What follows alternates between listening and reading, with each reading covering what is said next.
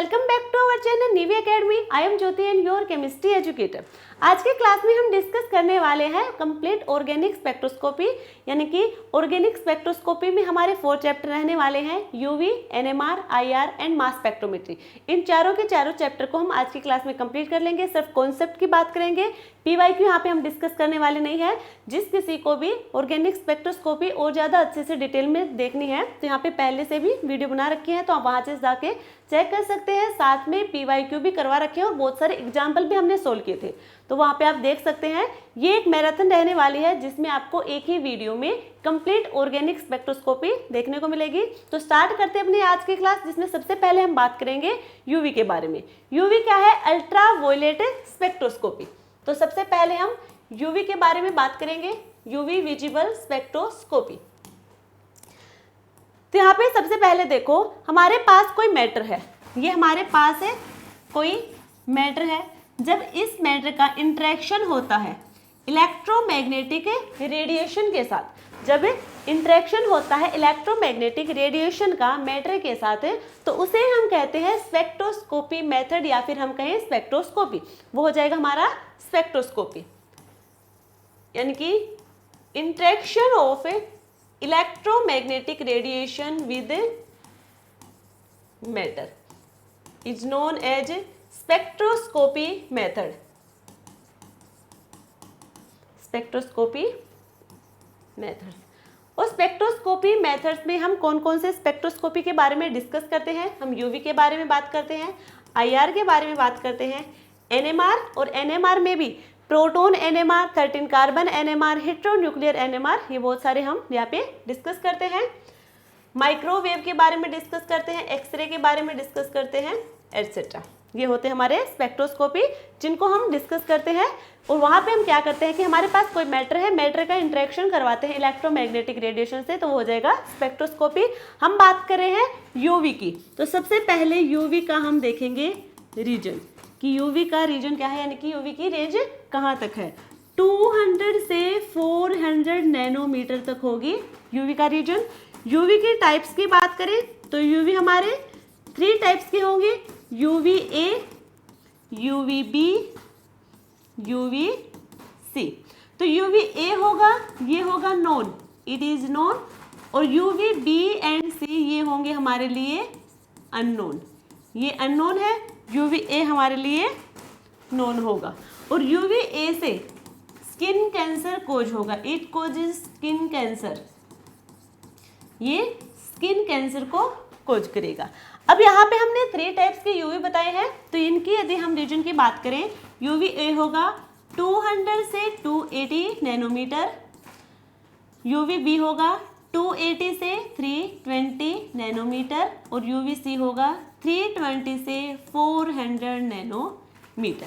ये हमने बात की है यूवी के रीजन की और यूवी के टाइप्स की। अब हम बात करेंगे इसके एप्लीकेशन पार्ट की, एप्लीकेशंस ऑफ यूवी स्पेक्ट्रोस्कोपी। तो एप्लीकेशन में यहाँ पे देखो हम क्या कर रहे हैं कि यहाँ पे कोई सैंपल लेंगे, ठीक है, कोई हम सैंपल लेंगे तभी तो हम वहाँ पे बता पाएंगे कि यूवी स्पेक्ट्रोस्कोपी के बारे में। तो यहाँ पे जो सैंपल का हम यूज करने वाले हैं वो लेस अमाउंट में होगा, सैंपल होगा लेस अमाउंट में। यहाँ पे जो टाइम लगेगा पूरा प्रोसेस होने में, टाइम पीरियड, वो भी क्या होगा, लेस, कम होगा, मिनिमम टाइम पीरियड होगा यहाँ पे। अब यहाँ पे हम जब भी किसी रिएक्शन की बात करते हैं, कोई भी रिएक्शन होती है वो होती है रिएक्टेंट से प्रोडक्ट, इसी की फॉर्मेशन हमें देखने को मिलती है कि रिएक्टेंट से हमें प्रोडक्ट की फॉर्मेशन देखने को मिलती है, और बीच में एक स्टेज आती है इंटरमीडिएट, यानी कि इंटरमीडिएट की फॉर्मेशन होती है। हर रिएक्शन में इंटरमीडिएट नहीं मिलता, बट कुछ कुछ रिएक्शन होती है जहाँ पे आपको इंटरमीडिएट देखने को मिलता है, कहीं पे आपको ट्रांजिशन स्टेट भी देखने को मिलता है। तो देखो यहाँ पे इंटरमीडिएट की फॉर्मेशन होती है, और हमें पता है इंटरमीडिएट की बात करें, जैसे कार्बोकेटायन है, कार्बो एनायन है, फ्री रेडिकल हो गया, बेंजाइन हो गया, कार्बिन, नाइट्रिन, ये सारे क्या होंगे, इंटरमीडिएट होंगे। और हमें पता है कि इंटरमीडिएट हाईली अनस्टेबल होंगे, यानी कि वो बहुत ही कम स्टेबल होंगे। हम उनमें से थोड़ा बहुत स्टेबल वाला इंटरमीडिएट ढूंढते हैं, बट इंटरमीडिएट एक्चुअल में अनस्टेबल होता है। तो यहाँ पे भी इंटरमीडिएट की फॉर्मेशन होती है, और जो इंटरमीडिएट होगा वो लेस स्टेबल होगा, इजीली ब्रेक हो जाएगा, और वहाँ पे क्या हो जाएगा, फिर आगे रिएक्शन हमें मिलेगी। तो इंटरमीडिएट होगा वो कैसा होगा, लेस स्टेबल होगा, इजीली ब्रेक डाउन हो जाएगा और ये क्या कर लेंगे, इजीली से डिटरमाइन भी कर लेंगे हम। ठीक है, तो यहाँ पे हम इंटरमीडिएट को डिटरमाइन कर सकते हैं। उसके बाद हम बात करें रिएक्शन मैकेनिज्म की। जब भी हम ऑर्गेनिक केमिस्ट्री की बात करते हैं तो वहाँ पे हर चैप्टर एक दूसरे से लिंक होता है। ठीक है, जैसे कि सबसे पहले हम जीओसी की बात कर रहे हैं ताकि ऑर्गेनिक केमिस्ट्री के बेसिक कॉन्सेप्ट को समझ लें। उसके बाद हम जाते हैं स्टीरियो केमिस्ट्री पे, फिर हम बात करते हैं इंटरमीडिएट की। जब हम इंटरमीडिएट की बात करें उसके बाद हम रिएक्शन मैकेनिज्म वाला पार्ट समझते हैं। तो एक एक करके स्टेप बाय स्टेप हम सारे के सारे चैप्टर को डिस्कस करते हैं। वैसे यहाँ पे है, पहले हमने इंटरमीडिएट को देखा कि इंटरमीडिएट को हम डिटरमाइन कर सकते हैं। उसके बाद हम बात करें रिएक्शन मैकेनिज्म को। तो यहाँ पे कौन सा मैकेनिज्म यूज होने वाला, जब भी हम रिएक्टेंट से प्रोडक्ट की फॉर्मेशन करवा रहे होते हैं तो एक रिएक्शन हो रही होती है, और वो रिएक्शन कौन सी रिएक्शन होगी, कौन सा वहाँ पे मैकेनिज्म होगा, SN1 होगा, SN2 होगा, E1 होगा, E2 होगा, E1CB होगा, कौन सा मैकेनिज्म होगा, ये सब हमें रिएक्शन मैकेनिज्म से पता चलेगा जब हम रिएक्शन प्रोसीड करवाएंगे। तो यहाँ से हम रिएक्शन मैकेनिज्म को भी डिटरमाइन कर लेंगे। ठीक है, रेट ऑफ रिएक्शन को भी डिटरमाइन कर लेंगे, रेट ऑफ रिएक्शन को, और एक्चुअल में जो हमें स्ट्रक्चर मिलेगा यहाँ से उसको भी क्या होगा, रियल स्ट्रक्चर मिलेगा। यहाँ पे हमें रियल स्ट्रक्चर की फॉर्मेशन देखने को मिलेगी, या फिर हम कहें स्ट्रक्चर कैसा होगा, रिलायबल होगा। तो ये हमने बात की है इसके एप्लीकेशन पार्ट की, ये होगी इसकी एप्लीकेशन पार्ट। तो यहाँ पे हमने अभी बताया कि जो स्पेक्ट्रोस्कोपी है उसमें हमने कहा था interaction of EMR with matter, यानी कि ये जो EMR है ये क्या है, इसके बारे में हम बात करेंगे। EMR होगा electromagnetic radiation, electromagnetic radiation, electromagnetic radiation होगी। ठीक है, ये इट हैज सेम वेलोसिटी, या फिर कहें each electromagnetic radiation has same velocity but different wavelength and frequency, different wavelength and frequency. जो हमारे इलेक्ट्रोमैग्नेटिक रेडिएशन है इनके पास वेलोसिटी, हर इलेक्ट्रोमैग्नेटिक रेडिएशन की वेलोसिटी सेम रहने वाली है, बट यहाँ पे जो वेवलेंथ होगी और फ्रीक्वेंसी होगी वो डिफरेंट होगी। अब ये वेलोसिटी क्या होगी, वेलोसिटी होगी यहाँ पे स्पीड ऑफ लाइट के इक्वल, स्पीड ऑफ लाइट जिसको हम c से रिप्रेजेंट करते हैं, इक्वल होगा 3 × 10⁸ सेंटीमीटर पर सेकेंड। क्लियर है, तो ये क्या होगा हमारे पास है, स्पीड ऑफ लाइट होगी जो कि इसकी हर इलेक्ट्रोमैग्नेटिक रेडिएशन के लिए सेम होगी, बट वेवलेंथ जिसको हम लैम्डा से रिप्रेजेंट करते हैं और फ्रीक्वेंसी जिसको हम न्यू से रिप्रेजेंट करते हैं वो डिफरेंट होगी। इलेक्ट्रोमैग्नेटिक रेडिएशन है dual character, dual nature of radiation, particle nature भी शो करेंगे ये और वेव नेचर भी शो करेंगे, दोनों टाइप के बिहेवियर शो करेंगे। ये इलेक्ट्रोमैग्नेटिक रेडिएशन दोनों टाइप के बिहेवियर शो करेंगे, पार्टिकल नेचर भी शो करेंगे और ये वेव नेचर भी शो करेंगे। और इलेक्ट्रोमैग्नेटिक रेडिएशन होगी जब भी इलेक्ट्रोमैग्नेटिक रेडिएशन ट्रेवल करती है। कैसे करती है, अभी हमने कहा था कि हमारे पास मैटर है और इस मैटर का इंटरेक्शन होता है इलेक्ट्रोमैग्नेटिक रेडिएशन के साथ। तो ये जो रेडिएशन है ये ट्रेवल करके आई है यहाँ पे, ठीक है, मैटर के साथ इंटरेक्शन के लिए। अब ये जो ट्रेवल करके हमारी इलेक्ट्रोमैग्नेटिक रेडिएशन आई है किस फॉर्म में है, ये वेव की फॉर्म में आएगी, ये कि वेव के फॉर्म में ट्रेवल करेगी। तो इलेक्ट्रोमैग्नेटिक रेडिएशन ट्रेवल करती है वेव की फॉर्म में, और यहाँ पे जो हमारा इलेक्ट्रिक फील्ड है, oscillating electric field, magnetic field and propagation of radiation, ये एक दूसरे के परपेंडिकुलर होंगे। इलेक्ट्रोमैग्नेटिक रेडिएशन जब ट्रेवल करती है लाइट की फॉर्म में, तो वो एक वेव की फॉर्म में ट्रेवल करती है, और वहाँ पे जो oscillating electric field, magnetic field और प्रोपोगेशन ऑफ रेडिएशन होगा, वो सारे के सारे एक दूसरे के परपेंडिकुलर होंगे। ऐसे होंगे, देखो ये हमारे पास इलेक्ट्रोमैग्नेटिक रेडिएशन है जो वेव की फॉर्म में ट्रेवल करी है, और यहीं पे हमारे पास इलेक्ट्रिक फील्ड है, ये हमारे पास हो गया मैग्नेटिक फील्ड है, इधर हमारे पास क्या हो जाएगा, ये हमारे पास है प्रोपोगेशन ऑफ रेडिएशन हो जाएगा, इधर हमारे पास क्या होगा, इलेक्ट्रिक फील्ड हो जाएगा। ये सारे के सारे क्या होंगे, एक दूसरे के परपेंडिकुलर होंगे।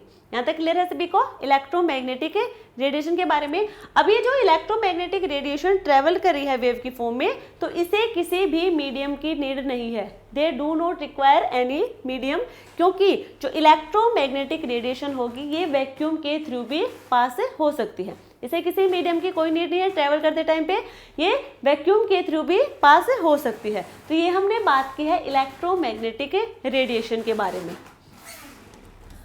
अब यहाँ पे हम कुछ इंपॉर्टेंट टर्म है इलेक्ट्रोमैग्नेटिक रेडिएशन के, इलेक्ट्रोमैग्नेटिक रेडिएशन की कुछ इंपॉर्टेंट टर्मिनोलॉजी है जिनके बारे में हम बात करेंगे। तो फर्स्ट होगी हमारे पास वेवलेंथ।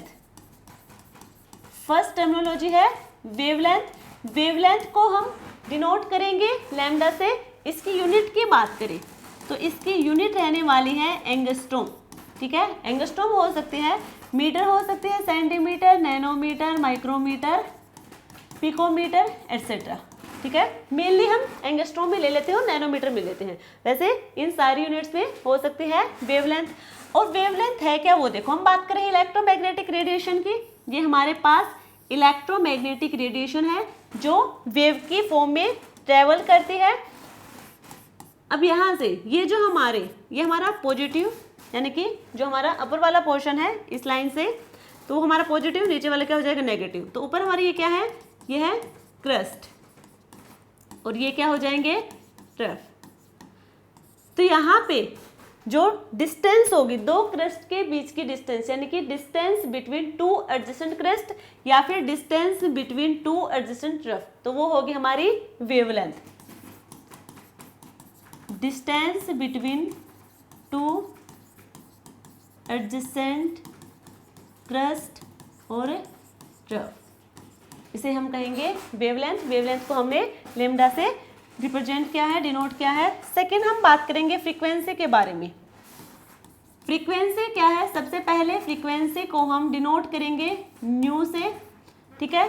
और इसकी यूनिट की बात करें तो ये होगी सेकंड इनवर्स या फिर हम कहेंगे हर्ट्ज, ठीक है। सेकंड इनवर्स या फिर हर्ट्ज। अब ये फ्रीक्वेंसी क्या है, फ्रीक्वेंसी ये है कि हमें कोई गिवन पॉइंट है, एक पॉइंट हमें दे रखा है और हमें बताना कि उस पॉइंट से एक सेकंड में कितनी नंबर ऑफ वेव वहां से पास होंगी, वो हमें बताएगी फ्रीक्वेंसी। यानी कि number of wave passing through एक given point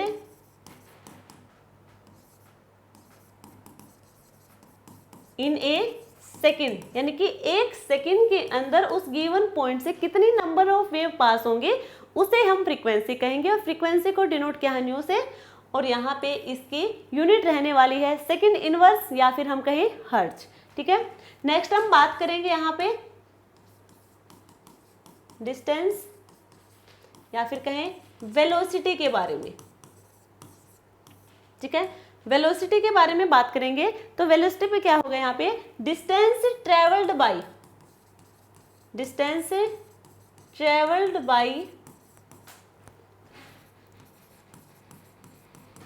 in a second, यानी कि एक सेकेंड के अंदर वेव ने कितनी डिस्टेंस ट्रेवल की है, ठीक है। यहाँ पे तो ये कहा था कि हमने एक सेकेंड के अंदर जो हमें गिवन पॉइंट है कि इस पॉइंट से कितनी नंबर ऑफ वेव वहां से पास हो रही थी, और यहाँ पे है कि एक सेकेंड में वेव ने कितनी डिस्टेंस ट्रेवल की है, तो उसे हम कहेंगे वेलोसिटी। वेलोसिटी को हम c से रिप्रेजेंट करेंगे और इसकी यूनिट रहने वाली है मीटर पर सेकेंड या फिर कहें सेंटीमीटर पर सेकेंड। नेक्स्ट टर्मिनोलॉजी होगी हमारे पास यहाँ पे वेव नंबर और इसे हम डिनोट करेंगे न्यू बार से। न्यू बार से इसे हम रिप्रेजेंट करने वाले हैं। अब यहाँ पे वेव नंबर है, तब हमें बताना है कि हमें यहाँ पे 1 सेंटीमीटर लेंथ गिवन है और उसके अंदर कितने नंबर ऑफ वेव प्रेजेंट है वो बताएगा हमें वेव नंबर, यानी कि number of wave present in 1 centimetre length. 1 centimetre length पे कितने नंबर ऑफ वेव प्रेजेंट है वो हमें वेव नंबर बताएगा, और वेव नंबर को हम डिनोट करते हैं न्यू बार से। क्लियर है यहाँ तक सभी को? ठीक है। और इसकी जो हमारी यूनिट रहने वाली है वो होगी सेंटीमीटर इनवर्स। अब यहाँ पे जो नेक्स्ट टर्म होगी वो होगी हमारे पास energy, energy of electromagnetic radiation. हम इलेक्ट्रोमैग्नेटिक रेडिएशन के लिए सारी टर्म का हम यूज कर रहे हैं। तो एनर्जी हमारी ई डायरेक्टली प्रोपोर्शनल होगी न्यू के। ठीक है, एनर्जी डायरेक्टली प्रोपोर्शनल होगी न्यू के। ई हमारी एनर्जी है, न्यू हमारी फ्रीक्वेंसी है। जब इस डायरेक्टली प्रोपोर्शनल को हम यहाँ से रिमूव करेंगे तो यहाँ पे एच न्यू, और न्यू होगा हमारा c बाई लेमडा। न्यू होगा हमारा c बाई लेमडा। तो यहाँ पे हम लिखेंगे E is equal to H C by lambda. तो यहाँ से आपको दिख रहा होगा कि H और C ये क्या है? कांस्टेंट है। H और C क्या है? कांस्टेंट है। H होगा यहाँ पे प्लैंक कांस्टेंट, प्लैंक कांस्टेंट, और C यहाँ पे स्पीड ऑफ लाइट है जो कि कांस्टेंट है, हमें पता है। ठीक है, स्पीड ऑफ लाइट। और लेमडा होगा यानी कि वेवलेंथ होगी वो वेरिएबल होगी, और फ्रीक्वेंसी होगी वो भी क्या होगी? वेरिएबल होगी। तो हम यहाँ से कह सकते हैं कि एनर्जी डायरेक्टली प्रोपोर्शनल तो होती है फ्रीक्वेंसी के, और इनवर्सली प्रोपोर्शनल होगी वेवलेंथ के। जब फ्रीक्वेंसी इंक्रीज होगी तो एनर्जी यहाँ पे इंक्रीज होगी, जब वेवलेंथ इंक्रीज होगी तो एनर्जी यहाँ पे डिक्रीज होगी। आई होप आप सबको यहाँ तक क्लियर हुआ होगा। ठीक है, तो ये हमने बात की है इलेक्ट्रोमैग्नेटिक रेडिएशन क्या है, और उसकी कुछ इंपॉर्टेंट टर्मिनोलॉजी है जो आपको पता होना चाहिए। तो ये हमने डिस्कस किया है। अब हम बात करेंगे इलेक्ट्रोमैग्नेटिक स्पेक्ट्रम के बारे में। इलेक्ट्रोमैग्नेटिक स्पेक्ट्रम, इलेक्ट्रोमैग्नेटिक स्पेक्ट्रम में हम बात करेंगे कि यहाँ पे हमें अरेंजमेंट करनी है, arrangement of electromagnetic radiation in with increase wavelength and decrease energy।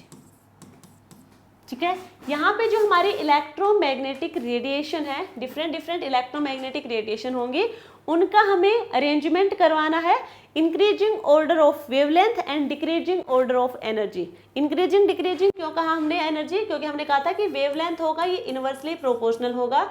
जब ये वेवलेंथ इंक्रीज होगा कहाँ, कब? जब फ्रीक्वेंसी हमारी डिक्रीज होगी और एनर्जी भी हमारी क्या होगी? डिक्रीज होगी। ठीक है,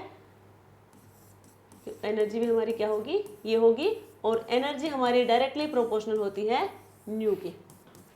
इसके डायरेक्टली प्रोपोर्शनल होगी न्यू के, तो ये इसके भी क्या होगी? इनवर्सली होगी, और इसके भी क्या होगी? ये इनवर्सली प्रोपोर्शनल होगी। तब यहाँ पे हम देखें, ये ऑर्डर लिखे हम, कॉस्मिक रे, gamma ray, X-rays, UV, visible, IR, radio wave और माइक्रोवेव। ये है increasing order of wavelength and decreasing order of energy. Clear है? और यहीं से हमें क्या पता चलता है? स्पेक्ट्रम के बारे में पता चलता है। तो ये तो हमने बात की इलेक्ट्रोमैग्नेटिक स्पेक्ट्रम। इलेक्ट्रोमैग्नेटिक स्पेक्ट्रम इतना ही होगा कि हमें ये अरेंजमेंट दिखानी है, तो वो हमें बताएगा स्पेक्ट्रम। अब यहाँ पे हम बात करें स्पेक्ट्रोस्कोपी कितने टाइप की होंगी। तो स्पेक्ट्रोस्कोपी क्या है ये तो हमने बात कर ली थी अभी। Interaction of electromagnetic radiation with matter is known as spectroscopy. Spectroscopy 2 types की होगी। फर्स्ट होगा हमारे पास एमिशन स्पेक्ट्रम, एमिशन स्पेक्ट्रम, और सेकंड होगा अब्जॉर्प्शन स्पेक्ट्रम। सबसे पहले हम एमिशन स्पेक्ट्रम के बारे में बात करेंगे। तो एमिशन स्पेक्ट्रम होता है, देखो ये हमारे पास ग्राउंड स्टेट है और ये है एक्साइटेड स्टेट, ठीक है, ग्राउंड स्टेट और एक्साइटेड स्टेट है। कोई भी इलेक्ट्रॉन, जब भी हम किसी भी इलेक्ट्रॉनिक कॉन्फ़िगरेशन की बात करते हैं तो सबसे पहले जब इलेक्ट्रॉन फिल करते हैं तो हम ग्राउंड स्टेट पे ही दिखाते हैं कि वो ग्राउंड स्टेट पे होते हैं इलेक्ट्रॉन। एक्साइटेड स्टेट में तो बाद में जाएंगे, पहले कोई भी इलेक्ट्रॉन है वो ग्राउंड स्टेट पे होगा। तो यहाँ पे मान लीजिए हमारे पास एक इलेक्ट्रॉन है, ठीक है। अब इस इलेक्ट्रॉन को हमने दी इलेक्ट्रोमैग्नेटिक रेडिएशन, यहाँ से इसे इलेक्ट्रोमैग्नेटिक रेडिएशन मिली है, यानी कि एनर्जी यहाँ से मिली। तो ये इलेक्ट्रॉन होगा, ये एक्साइट होके एक्साइटेड स्टेट पे चला जाएगा। अभी इलेक्ट्रॉन गया यहाँ पे। अब हमें पता है जो एक्साइटेड स्टेट है ये शॉर्ट लाइव होगा, यानी कि ये यहाँ पे कोई भी इलेक्ट्रॉन बहुत अनस्टेबल होगा, थोड़े टाइम के लिए रह सकता है, ये ज़्यादा टाइम के लिए एग्जिस्ट यहाँ पे नहीं करेगा क्योंकि ये लेस स्टेबल होगा। तो ये क्या करेगा, वापस से ग्राउंड स्टेट पे आएगा। जब पहले इसने यहाँ से एनर्जी ली, इलेक्ट्रॉन कहाँ था, ग्राउंड स्टेट पे था। अब इलेक्ट्रॉन ग्राउंड स्टेट पर था, उसने एनर्जी ली है, यहाँ से एनर्जी को अब्जॉर्ब किया है इलेक्ट्रोमैग्नेटिक रेडिएशन से और वो एक्साइट होकर एक्साइटेड स्टेट पे चला गया। अब वो वापस से ग्राउंड स्टेट पे आ रहा है, तो जो एनर्जी उसने ली थी अब वो वापस से क्या करेगा, एमिट करेगा। पहले उसने एनर्जी को अब्जॉर्ब किया था, अब वापस से जब वो ग्राउंड स्टेट पे आ रहा है तो एनर्जी यहाँ से क्या हो जाएगी, एमिट हो जाएगी। Energy is emitted.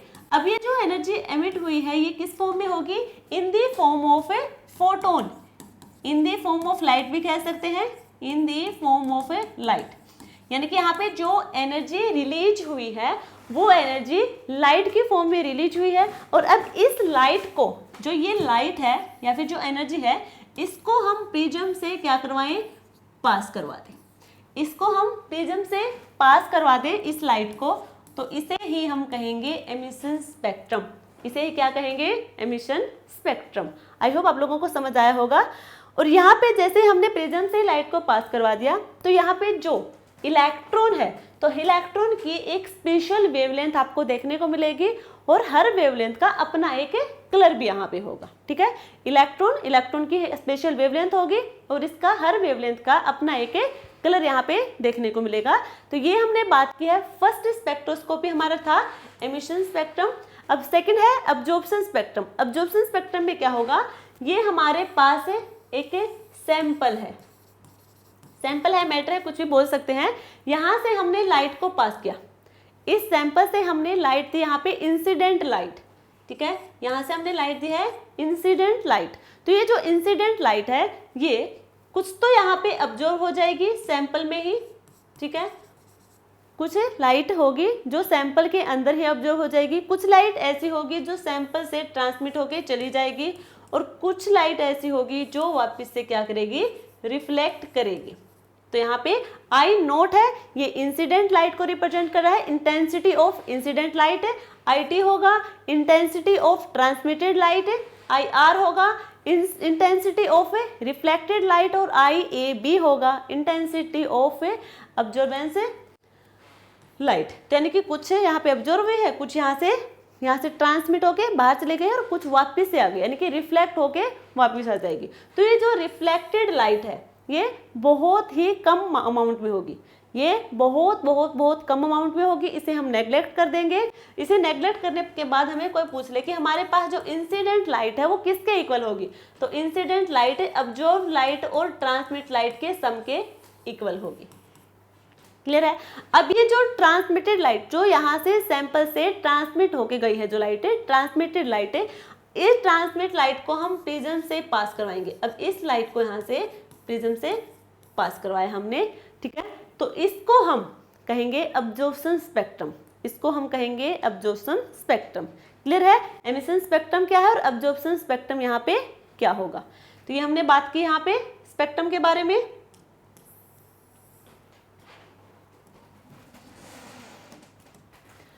अब हम बात करेंगे अब्जॉर्प्शन लॉ के बारे में। अब्जॉर्प्शन लॉ में सबसे पहले है बीयर्स लॉ। बीयर्स लॉ में क्या होगा, log I not upon I directly proportional होगा C के, ठीक है। अब ये C क्या है, तो अब्जॉर्प्शन लॉ हमें वही बता रहे हैं जो अभी अब अब्जॉर्प्शन स्पेक्ट्रम को पढ़ के आए हैं।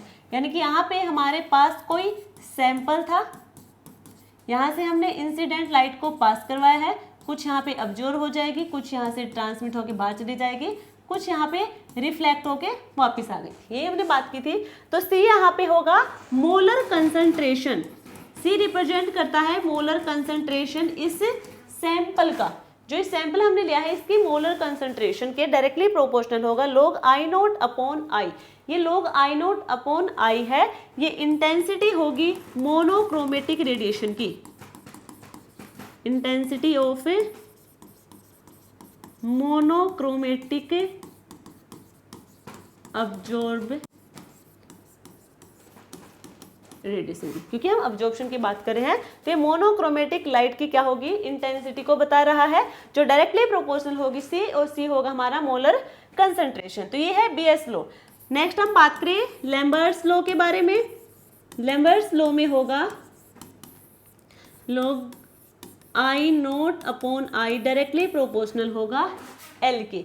अब ये L है, ये है पाथ लेंथ। L होगी यहाँ पे पाथ लेंथ ऑफ सैंपल।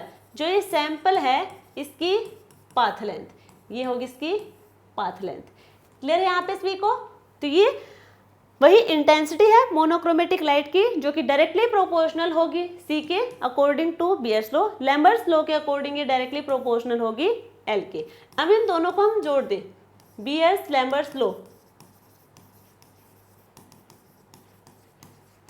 दोनों को कॉम्बिनेशन करवाएंगे तो हम log I naught upon I directly proportional होगा सी एल के। डायरेक्टली प्रोपोर्शनल को रिमूव करेंगे यहाँ से तो हमारे पास आएगा एप्सिलॉन, ठीक है, जिसे हम मोलर अब्जॉर्बिटी भी कहेंगे, मोलर अब्जॉर्बिटी। सी यहाँ पे कंसंट्रेशन, एल हमारी पाथ लेंथ हो जाएगी।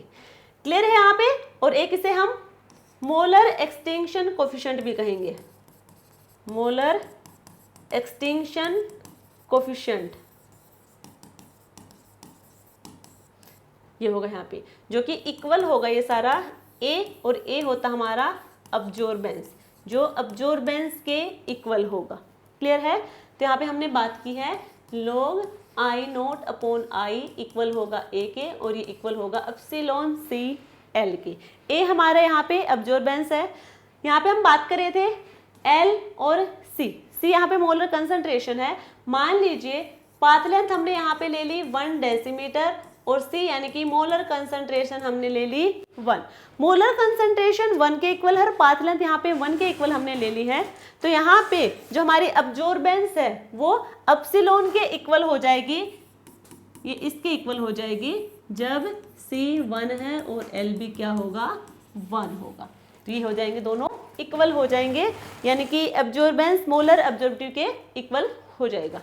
क्लियर है? ये इक्वल तभी होगा जब वहां पे हम कंसंट्रेशन और लेंथ को क्या लेंगे, यूनिटी लेंगे। तो ये हमारा था अब्जॉर्प्शन लॉ के बारे में हमने डिस्कस किया है।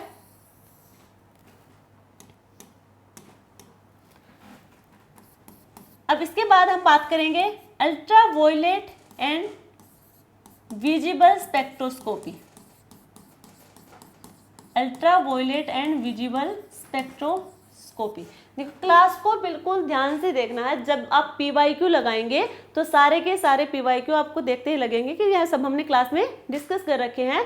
तो आपको ध्यान से देखना कॉन्सेप्ट को, जितना ध्यान से आप देखो, यहाँ से देखोगे तो उतने ही अच्छे से आप PYQ को सोल्व कर पाएंगे। PYQ में ऐसा कुछ है नहीं कि आप सोल्व नहीं कर पाएंगे, बस आपको कॉन्सेप्ट अच्छे से क्लियर करने हैं।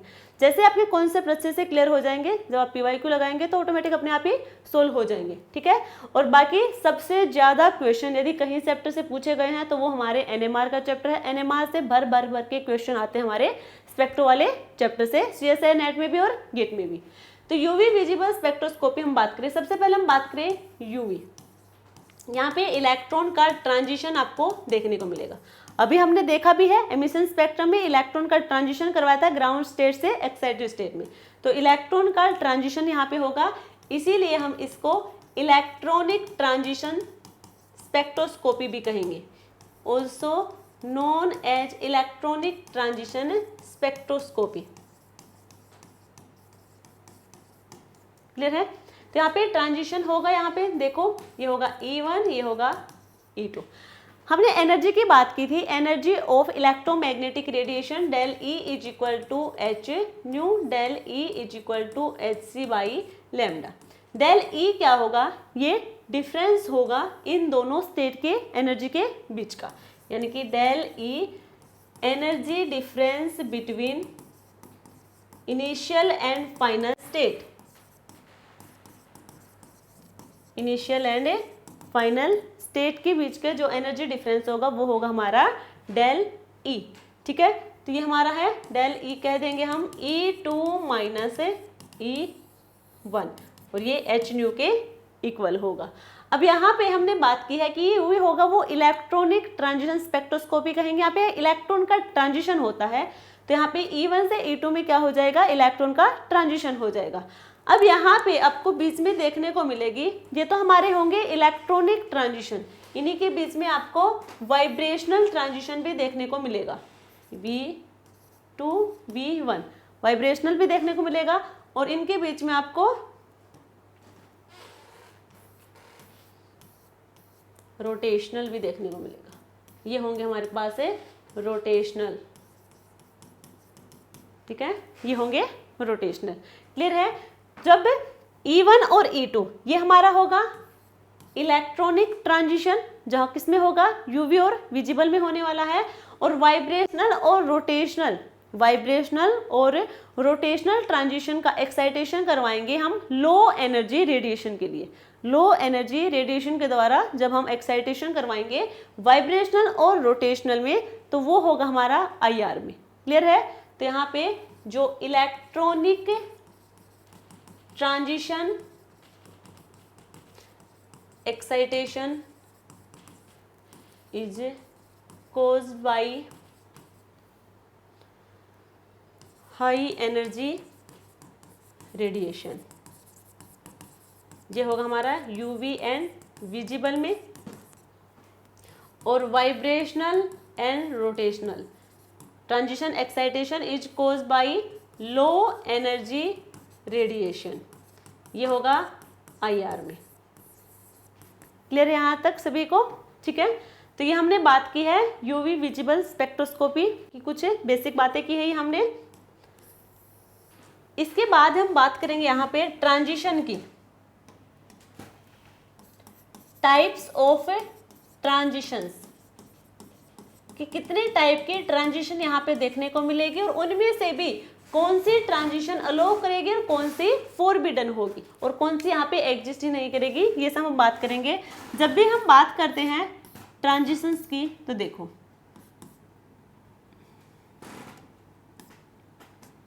Sigma, pi, non bonding, pi star और सिग्मा स्टार, ये होगा। अब यहाँ पे आपको देखने से क्या लग रहा है कि कौन कौन सी यहाँ पे ट्रांजिशन हो सकती हैं, कौन कौन सी ट्रांजिशन हो सकती हैं।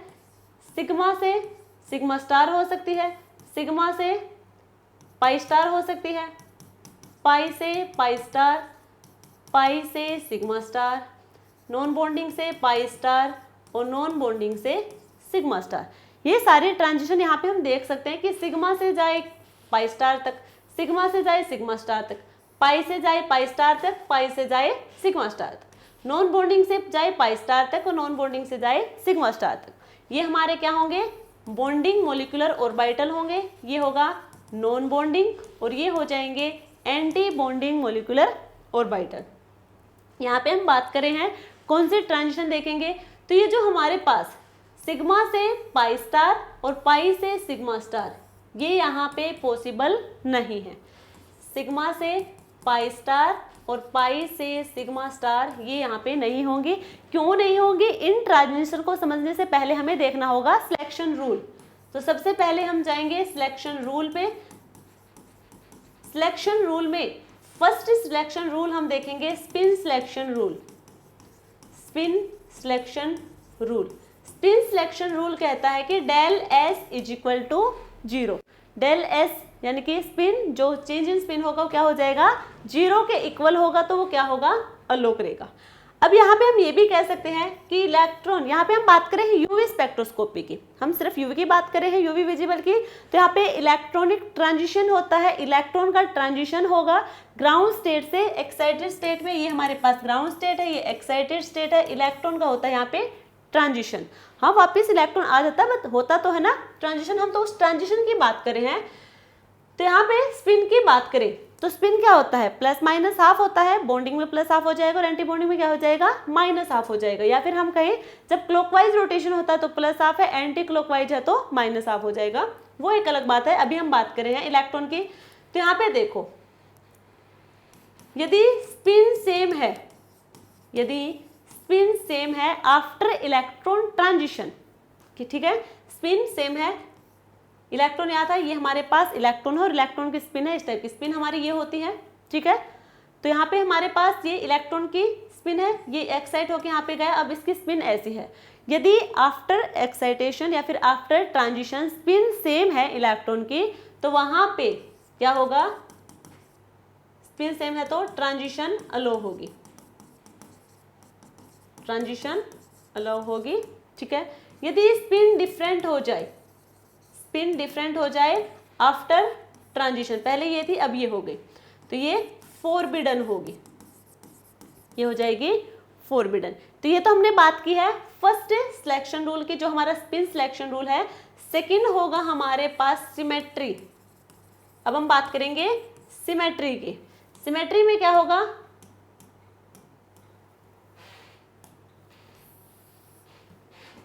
सिमेट्री देखो, सिमेट्री में हमारे पास है, देखो एक तो होता है हमारे पास है जी यानी कि जी रेड, और एक होता है अनजी रेड। जी रेड और अनजी रेड का डिफरेंस कैसे करेंगे, जहां पे सेंटर ऑफ सिमेट्री प्रेजेंट हो जी रेड होगा, जहां पे सेंटर ऑफ सिमेट्री एब्सेंट होगा अनजी रेड होगा। अब हम बात करें सबसे पहले एस ऑर्बिटल की। एस ऑर्बिटल में कहीं से भी आप देखेंगे तो आई यहाँ पे प्रेजेंट होगा, आई प्रेजेंट होगा तो ये क्या होगा, जी रेड होगा।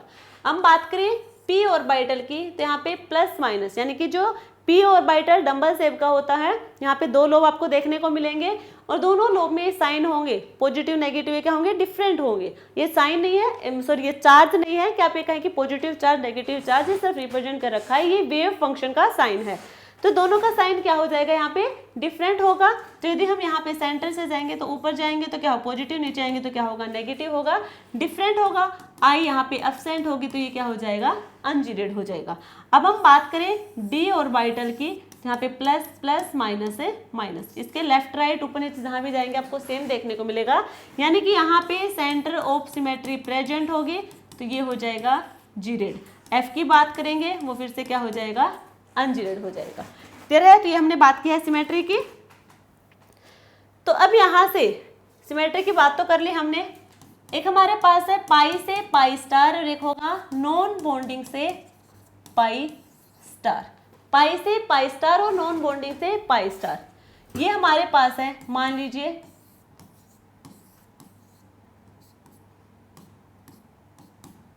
ठीक है,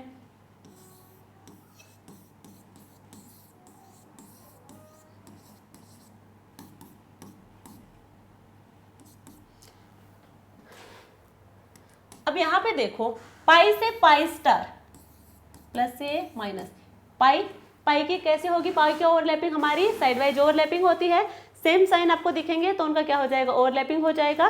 तो यहाँ से पाई का तो ओवरलैपिंग करवा दिया हमने। बात करें पाई स्टार की, ठीक है। पाई हमारा किसमें होगा, बॉन्डिंग का, और ये रिप्रेजेंट करता है एंटी बॉन्डिंग को। Pi star anti bonding molecular orbital को रिप्रेजेंट करेगा, यानी कि जहाँ पे एंटी बॉन्डिंग वहाँ पे नोडल प्लेन, यहाँ पे नोडल प्लेन प्रेजेंट होगा। जब नोडल प्लेन प्रेजेंट होंगे तो दोनों जो हमारे ये हमारे पास जो डंबल शेप की ऑर्बिटल यहाँ पे प्रेजेंट है, इनका जो साइन होगा ये क्या होंगे, एक दूसरे के डिफरेंट होगा। यहाँ पे मिरर इमेज आपको देखने को नहीं मिलेगी, ये अब आगे डिस्कस कर लेंगे, आप सिर्फ समझ ले यहाँ पे। तो यहाँ पे क्या होगा, अब ये दोनों सेम प्लेन में है, पाई और पाई स्टार प्लेन में तो सेम ही में है, सेम प्लेन में है, तो इसके इलेक्ट्रॉन यहाँ पे चले जाएंगे, ठीक है। ये अपने सॉरी पाई वाला पाई स्टार में जाएंगे तो क्या होगा, वो वहाँ पे चले जाएंगे, इलेक्ट्रॉन उसके एंटी बॉन्डिंग मॉलिक्यूलर ऑर्बिटल में इलेक्ट्रॉन डाल देंगे। बट नॉन बॉन्डिंग में क्या होगा, यहाँ पे ये जो हमारा पाई स्टार है और नॉन बॉन्डिंग है, नॉन बॉन्डिंग में यहाँ पे हो जाएगा हमारे पास है एक दूसरे के परपेंडिकुलर होंगे, एक प्लेन में प्रेजेंट नहीं होंगे। जो नॉन बॉन्डिंग ऑर्बिटल होगा और एक हमारे पास एंटी बॉन्डिंग है, दोनों ही एक दूसरे के परपेंडिकुलर होंगे। इसीलिए यहाँ पे जब ये इलेक्ट्रॉन यहाँ पे जाएंगे इसके एंटी बॉन्डिंग में, तो ये लेस इंटेंस होगा। कैसा होगा? लेस इंटेंस, या फिर कहें इसकी इंटेंसिटी डिक्रीज होगी, इसकी इंटेंसिटी इंक्रीज होगी, क्योंकि एक प्लेन में है, इलेक्ट्रॉन आसानी से उसके एंटी बॉन्डिंग ऑर्बिटल में डाल देगा। तो ये हमने बात की है सिमेट्री की। अब हम नेक्स्ट बात करेंगे यहाँ पे लेपोर्स रूल, यानी कि del L is equal to plus minus 1, del L is equal to plus minus 1, यानी कि G से U, U से G, यानी कि जीरेड से अनजीरेड, अनजीरेड से जीरेड। यदि ये वाली ट्रांजिशन आपको देखने को मिल रही है, यदि ये वाली ट्रांजिशन आपको देखने को मिल रही है, तो वहाँ पे ट्रांजिशन अलो होगी, यहाँ पे ट्रांजिशन अलो होगी। यदि G से G है, U से U है, तो ये वाली ट्रांजिशन यहाँ पे पॉसिबल नहीं है। ठीक है, नेक्स्ट रूल होगा हमारे पास है इंटेंसिटी का। इंटेंसिटी में क्या होगा? E max. इंटेंसिटी यदि 10 की पावर 4 से ज़्यादा है तो वहाँ पे क्या होगा? पाई से पाई स्टार, और ये हमारा ट्रांजिशन यहाँ पे अलो होगी। अभी हमने यहाँ पे बताया था, क्योंकि सेम प्लेन में होगी, ट्रांजिशन यहाँ पे अलो होगी। और यदि इंटेंसिटी वैल्यू हमारी 10 की पावर 4 से कम है तो वहाँ पे नॉन बॉन्डिंग से पाई स्टार होगा, और ये फोरबिडन होगा। ठीक है, तो ये हमारा फोरबिडन होगा, ये हमने बताया था, क्योंकि एक प्लेन में नहीं है, परपेंडिकुलर है, तो इलेक्ट्रॉन को ये इसके एंटी बॉन्डिंग ऑर्बिटल में ये नहीं डाल सकता है। तो इसकी इंटेंसिटी क्या होगी? कम होगी। हमने पहले बताया था कि ये कैसा है? लेस इंटेंस है। तो ये हमने बात की सिलेक्शन रूल की बात की है। अब हम बात कर रहे हैं कि इनमें से कौन से ट्रांजिशन पॉसिबल है, उसकी बात करनी थी हमें। तो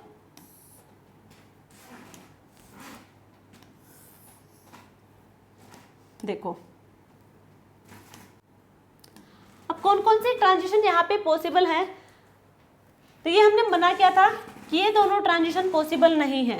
सिग्मा से पाई स्टार और पाई से सिग्मा स्टार, ये यहाँ पे पॉसिबल नहीं है। सिग्मा किस में होगी?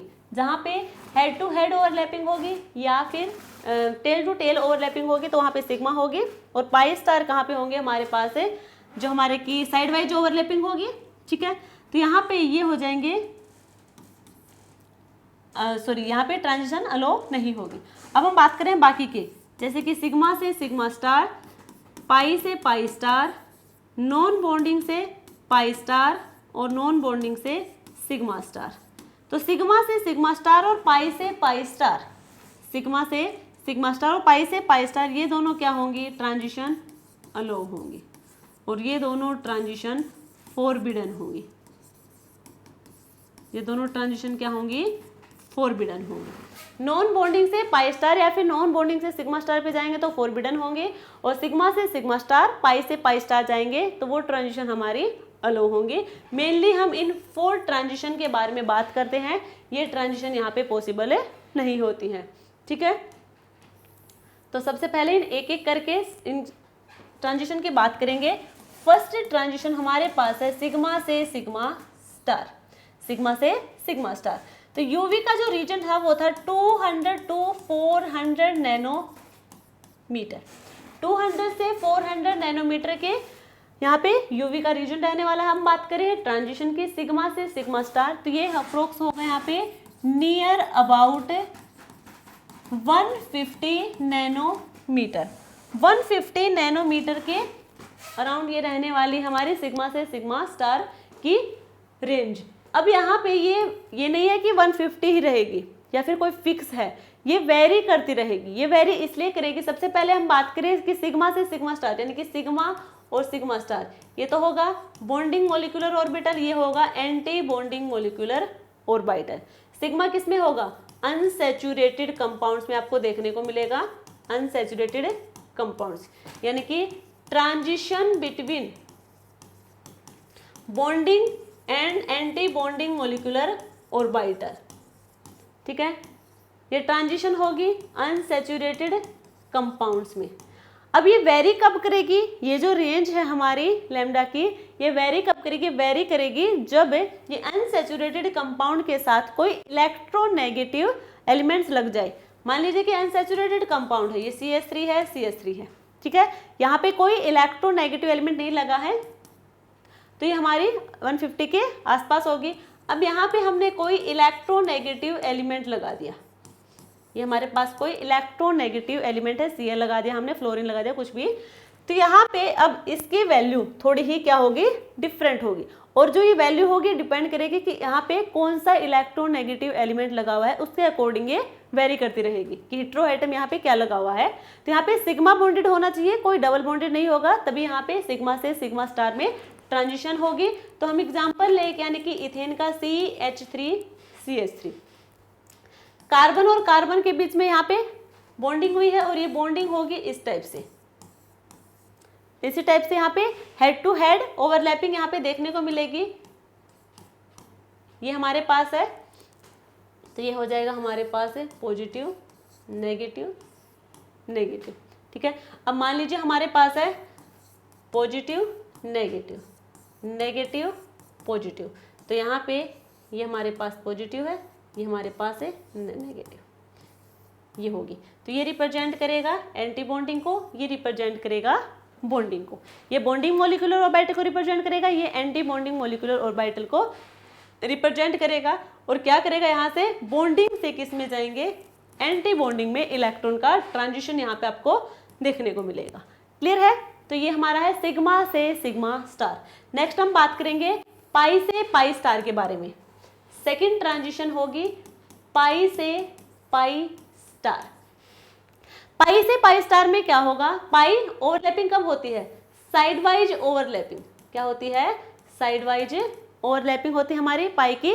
पाई हमारे यहाँ पे जो ट्रांजिशन होने वाली है वो भी बॉन्डिंग और एंटी बॉन्डिंग के बीच में होगी, bonding molecular orbital and anti bonding molecular orbital, और यहाँ पे जो वेवलेंथ की वैल्यू रहने वाली है वो होगी नियर अबाउट 180 नैनोमीटर। 180 नैनोमीटर के अप्रोक्स ये लैम्डा की वैल्यू रहने वाली है इलेक्ट्रॉन ट्रांजिशन में पाई से पाई स्टार में। इसके एग्जाम्पल की बात करें तो कार्बोनिल कंपाउंड्स हो सकते हैं, ठीक है, नाइट्रोजन यानी कि एजो ग्रुप हो सकते हैं, नाइट्रोजन नाइट्रोजन के बीच में डबल बॉन्ड देखने को मिले, कार्बन डबल बॉन्ड कार्बन हो सकते हैं, ठीक है, ये होंगे यहाँ पे, और कोई भी एरोमेटिक कंपाउंड भी यहाँ पे हो सकता है, ठीक है। तो ये हम बात की है पाई से पाई स्टार ट्रांजिशन की। अब यहाँ से देखो इसके पास लोन पेयर है वो तो ठीक है, बट यहाँ पे पाई बॉन्ड की भी फॉर्मेशन हो रखी है, यानी कि कार्बन का और ऑक्सीजन का, ये होंगे हमारे पास। अब यहाँ पे पाई बॉन्ड की फॉर्मेशन हो रखी है, प्लस माइनस माइनस प्लस, तो यहाँ पे जो इलेक्ट्रॉन जाएंगे ये जाएंगे पाई से पाई स्टार में, पाई से पाई स्टार में इलेक्ट्रॉन यहाँ पे जाएंगे। अब यहाँ पे बात करें हम नॉन बॉन्डिंग की, नॉन बॉन्डिंग से पाई स्टार में, नॉन बॉन्डिंग से पाई स्टार में क्या होगा कि यहाँ पे हेटेरो एटम लगा होगा, यहाँ पे हेटेरो एटम लगा होगा, और उस हेटेरो एटम के पास लोन पेयर प्रेजेंट होने चाहिए, हेटेरो एटम के पास लोन पेयर प्रेजेंट होने चाहिए, जैसे कि हमारे पास है कार्बोनिल। अब इन लोन पेयर का यूज होगा, जो ये लोन पेयर हमारे प्रेजेंट है नॉन बॉन्डिंग ऑर्बिटल में, जो इलेक्ट्रॉन प्रेजेंट है, जो यहाँ पे बॉन्डिंग नहीं कर रहे हैं, उन इलेक्ट्रॉन का यहाँ पे यूज होगा, ये वाले ये जाएंगे यहाँ पे। तो ये कहाँ से गए हैं, नॉन बॉन्डिंग से पाई स्टार में गए हैं। तो यह ध्यान रखना है, पाई से पाई स्टार होगा, वहां पे तो हमारे पास ये वाले कंपाउंड्स हो सकते हैं, ठीक है, और यहाँ पे नॉन बॉन्डिंग में यहाँ पे होगा डबल बॉन्ड, तो होगा ही, ये भी किस में होगा, सैचुरेटेड कंपाउंड्स में होगा, और ये भी किस में होगा, सैचुरेटेड कंपाउंड में होगा, यानी कि जहां पे डबल बॉन्ड आपको देखने को मिले, डबल बॉन्ड ट्रिपल बॉन्ड, और यहाँ पे भी क्या होगा, डबल बॉन्ड आपको देखने को मिले, वो होंगे हमारे सैचुरेटेड कंपाउंड, और यहाँ पे सैचुरेटेड कंपाउंड होंगे, साथ साथ हेटेरो एटम भी वहाँ पे प्रेजेंट होगा, जिसके पास लोन पेयर प्रेजेंट होंगे, और लोन पेयर के जो होंगे कहाँ होते हैं, हमारे नॉन बॉन्डिंग मॉलिक्यूलर ऑर्बिटल में होते हैं, जो बॉन्डिंग में हेल्प नहीं करते हैं, तो ये अपने नॉन बॉन्डिंग ऑर्बिटल में प्रेजेंट इलेक्ट्रॉन है वो जाएंगे पाई स्टार में। तो ये हमने बात की है नॉन बॉन्डिंग से पाई स्टार। फोर्थ हमारा है नॉन बॉन्डिंग से सिग्मा स्टार में। तो अब यहाँ पे भी सबसे पहले वही अनसैचुरेटेड कंपाउंड होगा, यहाँ पे वहां पे हेटेरो एटम लगा होगा। अनसैचुरेटेड कंपाउंड तो होगा ही, और अनसैचुरेटेड कंपाउंड के साथ साथ यहाँ पे कोई हेटेरो एटम भी लगा हुआ है जिसके पास लोन पेयर प्रेजेंट होंगे, और हेटेरो एटम के लोन पेयर जाएंगे अनसैचुरेटेड कंपाउंड के सिग्मा स्टार ऑर्बिटल में। ये हमने बात की, और इसकी जो वेवलेंथ की वैल्यू होगी वो होगी 300 नैनोमीटर के अराउंड। क्लियर है। अब हमें इनका एनर्जी ऑर्डर और स्टेबिलिटी ऑर्डर की बात करें ट्रांजिशन की, तो ये हमने बात की थी, ये हमारे पास सिग्मा है, pi, non bonding, pi star, sigma star.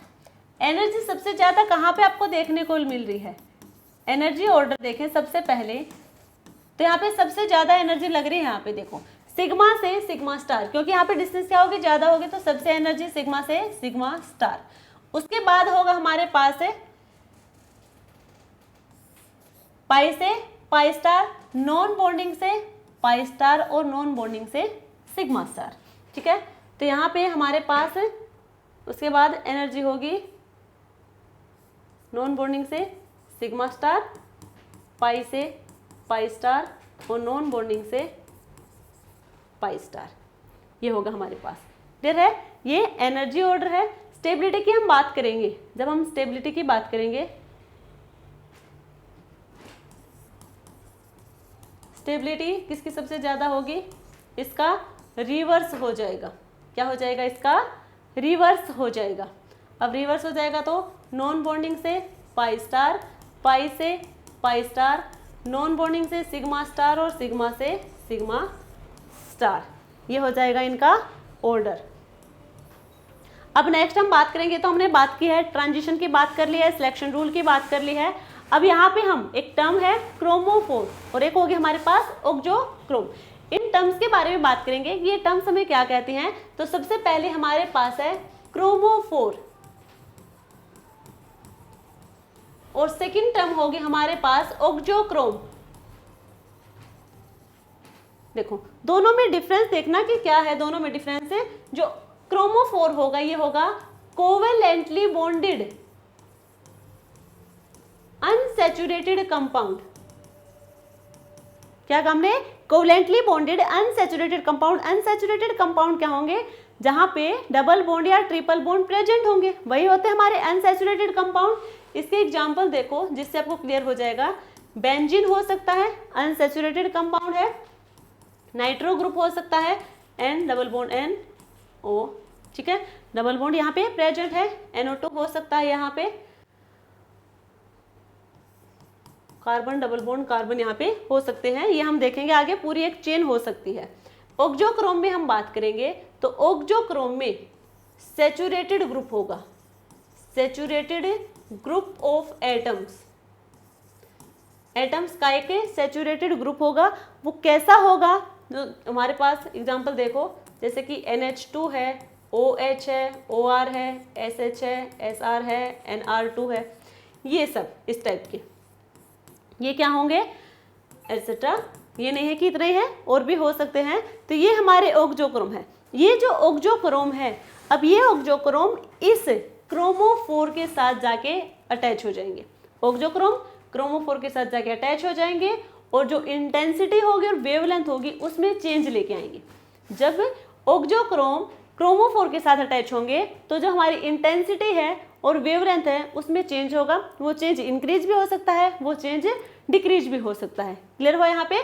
देखो जैसे कि हमारे पास ये है, ये तो हमारे पास क्रोमोफोर है, पता है ये क्रोमोफोर है।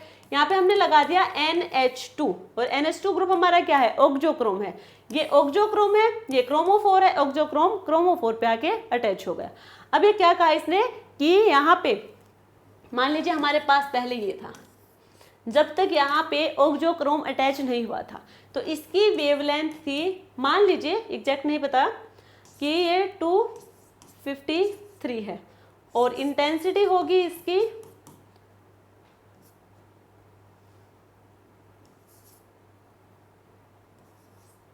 ये हमने माना है। ठीक है, एग्जैक्ट नहीं पता है, हमने माना है कि पहले ये इतनी थी, वेवलेंथ और इंटेंसिटी, जब तक यहाँ पे ऑक्जोक्रोम नहीं लगा है। तो आपको याद नहीं करनी वैल्यू, सिर्फ आपको कॉन्सेप्ट समझना है कि क्या होगा।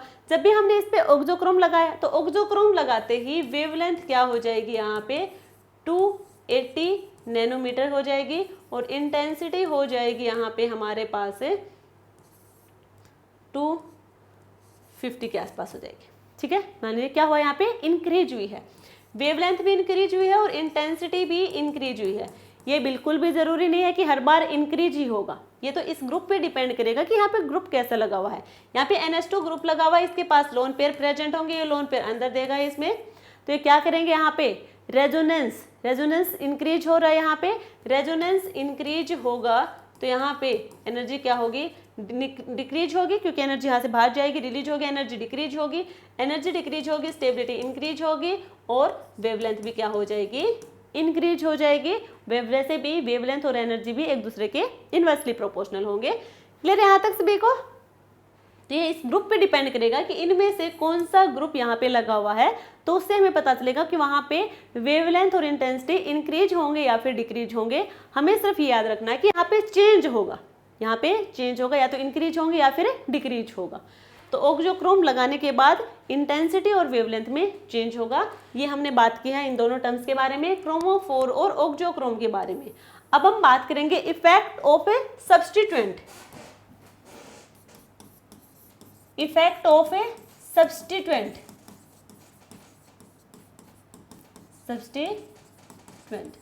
इफेक्ट ऑफ सब्स्टिट्यूएंट क्या है?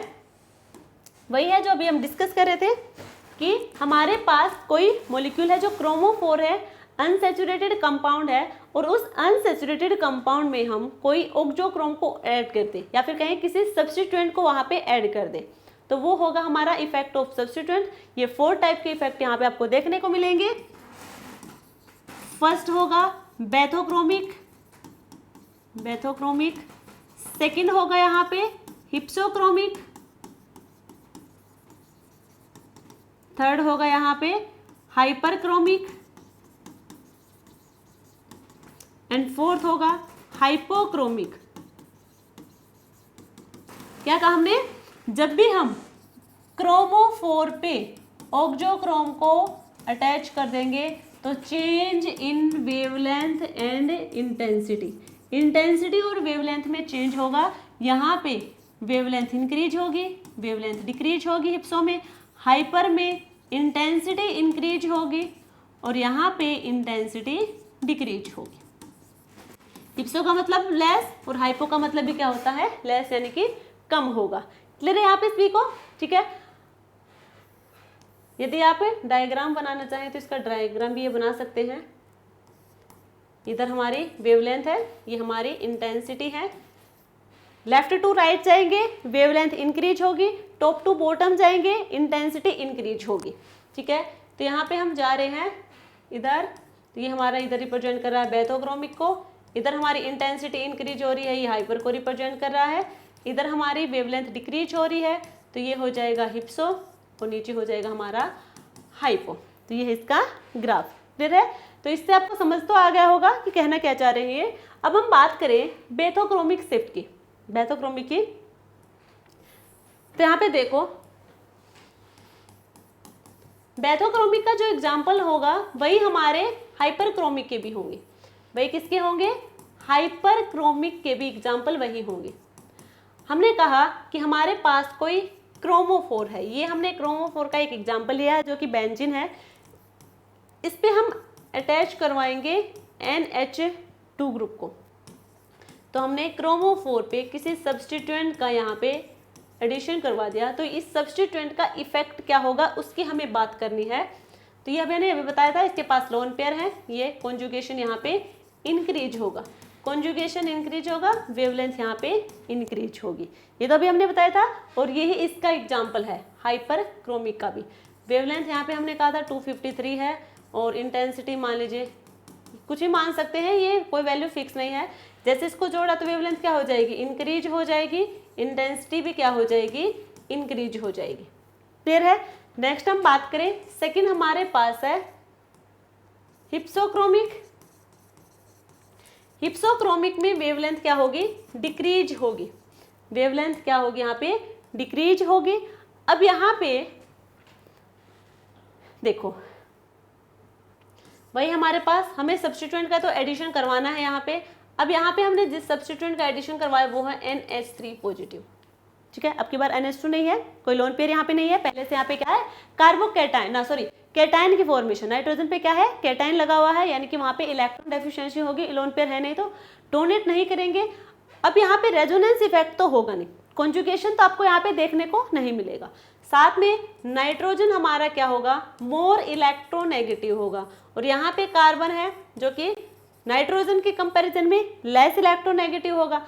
नाइट्रोजन यहाँ से इलेक्ट्रॉन को अपनी तरफ खींचने की कोशिश करेगा, यानी कि यहाँ पे जो रेजोनेंस था उसको भी क्या कर रहा है, डिस्टर्ब कर रहा है, ठीक है, उसको भी क्या कर रहा है, ये कम कर रहा है कॉन्जुगेशन को।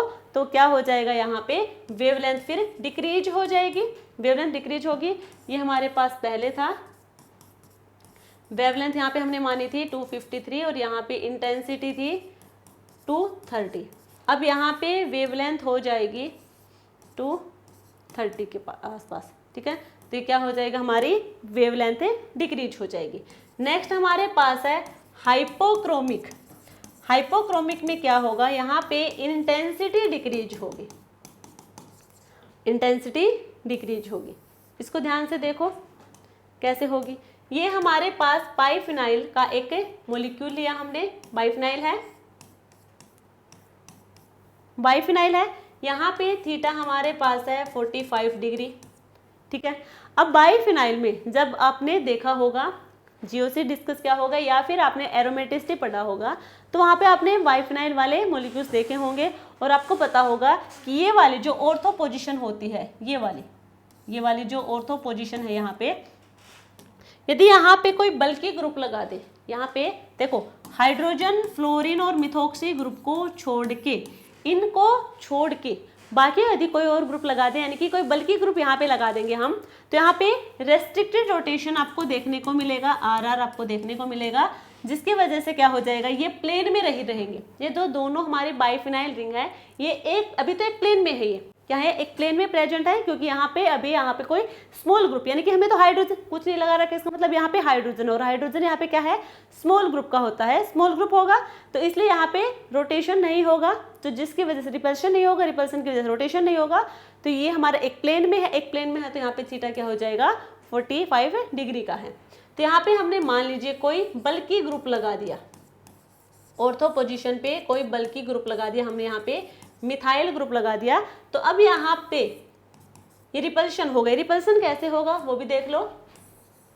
अब ये CH3 ये तो नहीं है कि एक ही जगह रखा हुआ है, कार्बन है, एक हाइड्रोजन प्लेन पे होगा, एक अबोव द प्लेन होगा, एक बिलो द प्लेन होगा। ओपन करके लिखेंगे तो कुछ इस टाइप का हमें CH3 दिखेगा, और इधर हमारे पास हाइड्रोजन, इनके बीच में क्या होगा, रिपल्शन होगा, रिपल्शन होगा, स्टेबिलिटी कम होगी, तो क्या करेगा, यहाँ पे रेस्ट्रिक्टेड रोटेशन हो जाएगा। रोटेशन होने के बाद यहाँ पे जो थीटा होगा वो कितना हो जाएगा, 60 डिग्री का, यानी कि जो एक प्लेन में नहीं रहेंगे ये आउट ऑफ प्लेन हो जाएंगे। थीटा यहाँ पे 60 डिग्री का हो जाएगा, और यहाँ पे इंटेंसिटी भी क्या हो जाएगी, फिर डिक्रीज हो जाएगी। अभी हमने देखे कॉन्सेप्ट भी बताया था कि जब हम नॉन बॉन्डिंग से पाई स्टार में इलेक्ट्रॉन को भेजते हैं तो वहाँ पे लेस इंटेंस हो जाता है, वही यहाँ पे है, ये भी क्या हो जाएगा, लेस इंटेंस हो जाएगा, इंटेंसिटी इसकी डिक्रीज हो जाएगी। तो ये हमने बात किया है इफेक्ट ऑफ ए सब्स्टिट्यूएंट की। अब हम कुछ फैक्टर्स देखेंगे।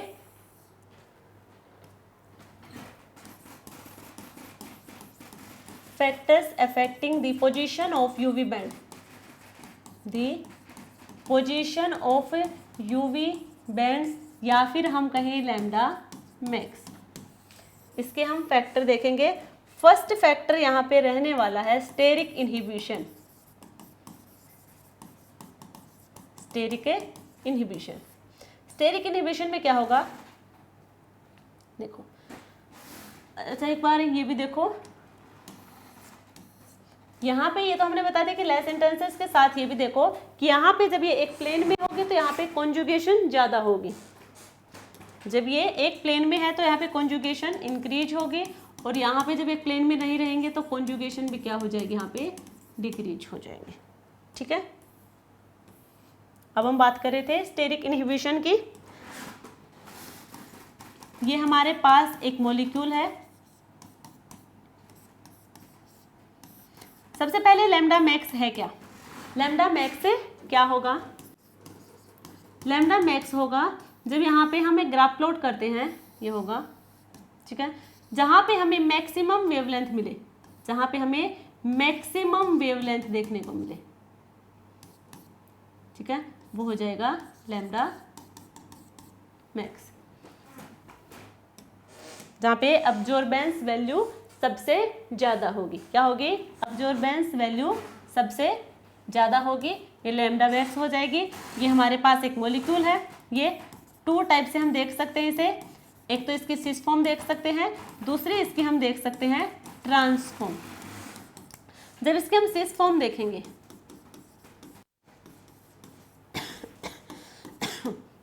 ये इसकी सिस फॉर्म हो जाएगी और ये हो जाएगी इसकी ट्रांसफॉर्म। अब सिस फॉर्म में यहाँ पे दोनों क्या होंगे? पास पास होंगे, इनमें क्या होगा? रिपल्शन होगा। क्या होगा? यहाँ पे रिपल्शन होगा। स्टेबिलिटी क्या हो जाएगी? डिक्रीज हो जाएगी। एनर्जी यहाँ पे क्या हो जाएगी?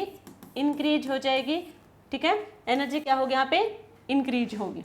अब यहाँ पे रिपल्शन डिक्रीज होगा। रिपल्शन डिक्रीज इसलिए होगा क्योंकि यहाँ पे कोई स्टेरिक इनहिबिशन आपको नहीं देखने को मिलेगा, स्टेरिक हिंड्रेंस नहीं होगा क्योंकि इनकी डिस्टेंस क्या होगी? ज़्यादा होगी। रिपल्सन कम होगा, स्टेबिलिटी ज़्यादा होगी, एनर्जी क्या होगी? कम हो जाएगी। एनर्जी कम होगी, वेवलेंथ क्या हो जाएगी? इंक्रीज हो जाएगी। तो ट्रांस वाले की लैम्डा मैक्स क्या होगी? ज़्यादा होगी सिस वाले के कंपैरिजन में। फर्स्ट तो हमारा ये था। सेकंड हम बात करेंगे यहाँ पे सोलवेंट, इफेक्ट ऑफ सोलवेंट की बात करेंगे। सेकंड है इफेक्ट ऑफ सोलवेंट। सोलवेंट हमारे 2 टाइप के होंगे, एक तो हमारे पास होता है पोलर सोलवेंट, एक होता है नॉन पोलर सोलवेंट। हम क्या देखते हैं यहाँ पे? अब्जॉर्प्शन देखते हैं यूवी स्पेक्ट्रोस्कोपी में किसी भी कंपाउंड या फिर मॉलिक्यूल का। जब हम उसका अब्जॉर्प्शन देखते हैं तो यहाँ पे यदि हमारे पास पोलर सोलवेंट यदि प्रेजेंट होंगे तो वो खुद की भी पीक वहाँ पे दिखाएंगे। यदि मॉलिक्यूल में क्या है? पोलर सोलवेंट है साथ में, तो वो खुद की पीक भी वहाँ पे दिखाएंगे। बट यदि नॉन पोलर सोलवेंट है, यदि नॉन पोलर सोलवेंट है तो वो क्या देंगे? वो हमारे क्या होंगे? ट्रांसपेरेंट होंगे, वो खुद की पीक वहाँ पे नहीं दिखाएंगे। नॉन पोलर सोलवेंट ट्रांसपेरेंट होंगे, वो खुद की पीक वहाँ पे नहीं दिखाएंगे। ये क्या करेंगे? सिर्फ और सिर्फ हमारे मॉलिक्यूल की यूवी की पीक दिखाएंगे, ना कि नॉन पोलर सोलवेंट की। मॉलिक्यूल की दिखेगी, सोलवेंट की वहाँ पे हमें नहीं दिखेगी। तो नॉन पोलर सोलवेंट हमारे लिए अच्छा सोलवेंट होगा। पाई से पाई स्टार, 2 ट्रांजिशन देखे हमने, नॉन बॉन्डिंग से पाई स्टार। जब हम पाई से पाई स्टार जाते हैं, जब हम पाई से पाई स्टार की बात करेंगे तो यहाँ पे देखो,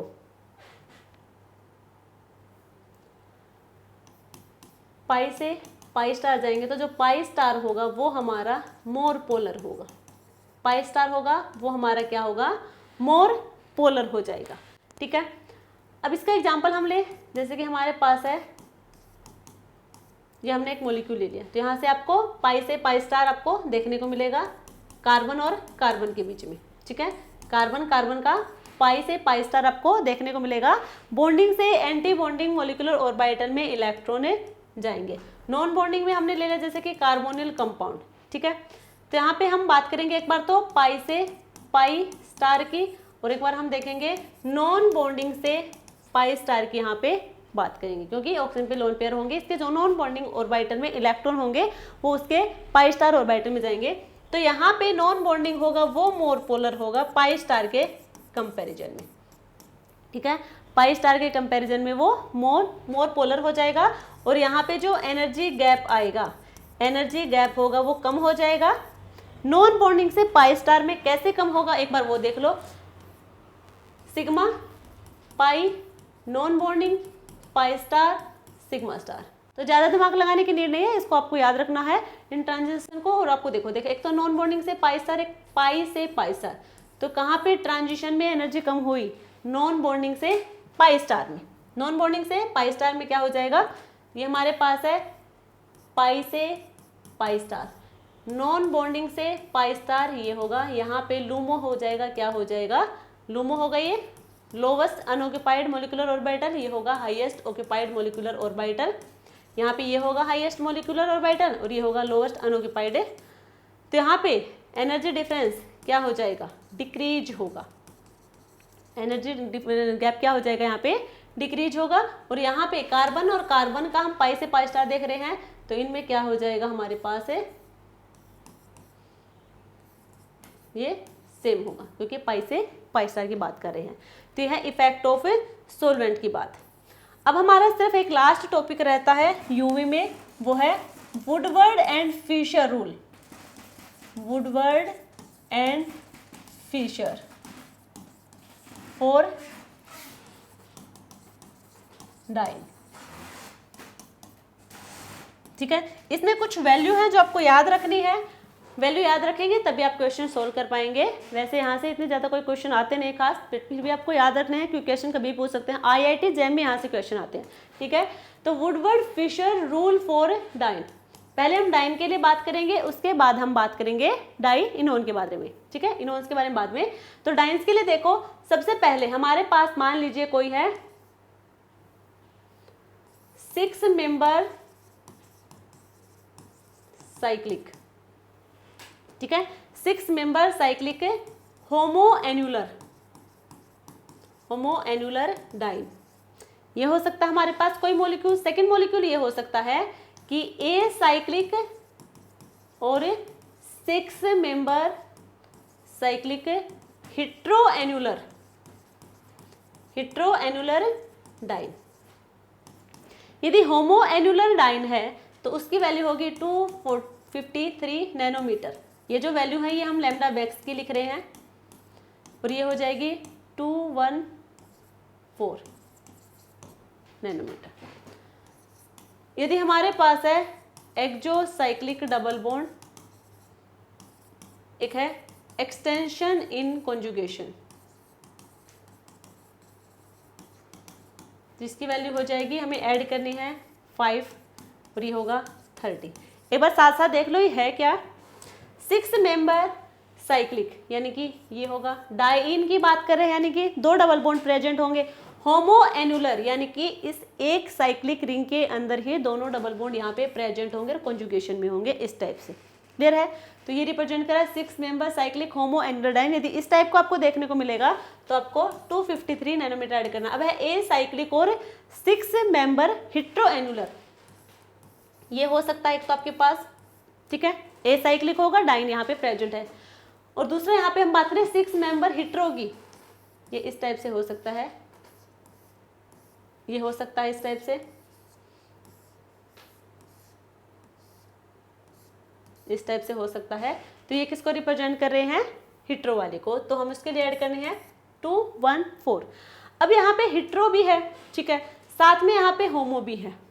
यहाँ पे मान लीजिए ये हमारे पास है, 2 भी रिंग हो सकते हैं, कहीं लिखा थोड़ी है कि एक ही है। ठीक है, अब यहाँ पे हमारे पास हिट्रो भी है और होमो भी है। तो हम क्या करेंगे, हमने अब ऐड कर दिया 214 नैनोमीटर, ठीक है, हिट्रो के लिए। तो अब इसके लिए क्या करेंगे, हम होमोएन्युलर के लिए 39 को ऐड कर देंगे, या फिर आप डायरेक्टली क्या कर देंगे 253 को यहाँ पे ऐड कर देंगे, एक ही बात है। ठीक है, चाहे आप किधर से भी ऐड कर ले। एक्सोसाइक्लिक डबल बॉन्ड क्या होगा, एक्सोसाइक्लिक डबल बॉन्ड होता है कि ये हमारे पास रिंग है, साइक्लिक रिंग है। अब यहाँ पे कोई इस टाइप से आपको बॉन्ड देखने को मिल जाए, यहाँ से क्या होगा इस टाइप, ये जो हमारे पास बॉन्ड होंगे ये किस में काउंट होंगे, एक्सोसाइक्लिक डबल बॉन्ड। ये जितने होंगे यहाँ पे उतना ही क्या करते जाएंगे, उतने टाइम्स हम 5 नैनोमीटर को ऐड करते जाएंगे। एक्सटेंशन इन कॉन्जुगेशन क्या होगा, जैसे कि ये रहा, मान लीजिए ये हमारे पास होमोएन्युलर है, ठीक है, होमोएन्युलर डाइन है यहाँ पे, तो ये क्या करेगा, कॉन्जुगेशन को इंक्रीज कर देगा। मान लीजिए ये हमारे पास है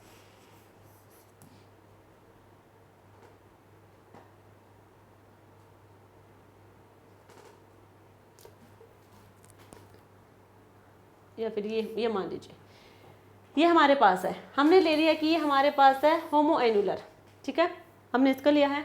अब ये देखो इसकी कॉन्जुगेशन को क्या कर रहा है, इंक्रीज कर। इस कॉन्जुगेशन को इंक्रीज करने के लिए हम क्या करेंगे, 30 नैनोमीटर को ऐड कर देंगे। इसके अलावा यहाँ पे कोई ग्रुप भी हो सकता है हमारे पास अटैच, जो ये मॉलिक्यूल है इस मॉलिक्यूल पे कोई ग्रुप भी लगा हो सकता है, कोई आर ग्रुप यानी कि एल्काइल ग्रुप लगा हो सकता है, रिंग रेजिड्यू हो सकता है। रिंग रेजिड्यू का मतलब होगा कि यहाँ पे ये हमारे पास है, ठीक है, ठीक है, इस कॉन्जुगेशन, ये हमने जितना पोर्शन लिया है इसको हमने पहले ही मार्क कर लिया, ये हमारे पास है। इसके अलावा क्या करेंगे, जो ये है डबल बॉन्ड से इधर, ये इधर, इस इधर डबल बॉन्ड से इधर, ये इधर, ये बीच वाले को नहीं लेंगे क्योंकि ये तो हमने इसमें काउंट कर रखा है होमोएनुलर में। तो यहाँ पे कितने रिंग रेजिड्यू होंगे, 4 रिंग रेजिड्यू होंगे, इस टाइप से होंगे। इनका हमें 5 नैनोमीटर ऐड करना है। यदि कोई एल्काइल ग्रुप है या रिंग रेजिड्यू है तो 5 करेंगे। यदि यहाँ पे हमारे पास है क्लोरीन ब्रोमीन लगे हुए हैं तो भी हम ऐड करेंगे 5 नैनोमीटर। यदि यहाँ पे हमारे पास है OCOCH3 ग्रुप लग है यहाँ पे, तो उसके लिए हम करेंगे 0। यदि यहाँ पे हमारे पास है NR2 ग्रुप, NR2 ग्रुप है तो उसके लिए हम करेंगे 60 नैनोमीटर, ठीक है। और SH ग्रुप है तो उसके लिए करेंगे हम 30 नैनोमीटर। तो ये आपको याद रखनी है। ये है Woodward and Fisher rule for diene. यदि आपके पास कोई डाइन कंपाउंड्स है उसके लिए आपको ये वुडवर्ड फिशर रूल लगवा दे, आपको लैम्डा मैक्स कैलकुलेट करवा ले, तो आपको ये वैल्यू याद होनी चाहिए। ये वैल्यू आपको गिवन नहीं होंगी, ये आपको याद रखनी है और उसी से आपको लैम्डा मैक्स से कैलकुलेट करना है। ये तो हमने डाइन्स मॉलिक्यूल के लिए क्या है। अब हम बात करेंगे इनोन्स के लिए। अब हम करेंगे फॉर इनोन्स। इनोन्स की बात करेंगे। इनोन्स में क्या होगा, इन यानी कि डबल बॉन्ड वहां पे प्रेजेंट है, साथ में ओन यानी कि कीटो ग्रुप यानी कि कार्बोनिल वहां पे प्रेजेंट है, कार्बोनिल ग्रुप वहां पे प्रेजेंट है। तो फर्स्ट होगा हमारे पास